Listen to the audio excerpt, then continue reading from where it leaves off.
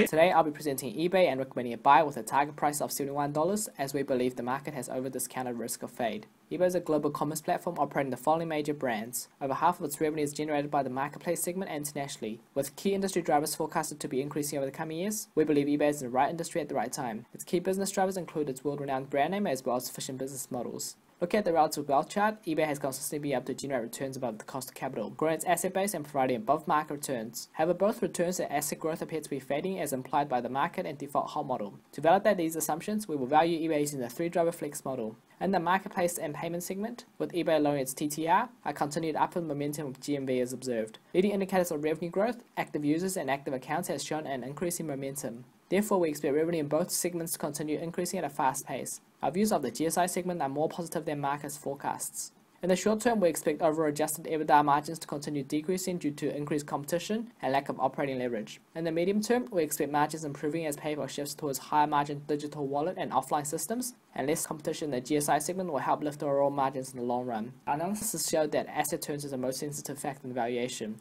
Therefore, each component was forecasted individually. We identified that cash and short-term investments is a major driver of asset turns. With the majority of cash investments held overseas and lack of foreseeable major acquisitions that will boost CFRI in the near term, we believe cash as a percent of revenue will stay at high levels and asset turns will continue a downward trend. Plugging our forecast into the model, we derive a final share price of $71. Looking at our output graphs, this is largely in line with the default hold projections below, validating our earlier assumptions of fade. However, the most important factor to realize is that despite fade, there is still positive CFRI and cost of capital spread, coupled with positive asset growth generating shareholder value. The key reason for our buy recommendation is that we believe that the market implies CFRI fading to 9% is unrealistic and should be closer to 13%.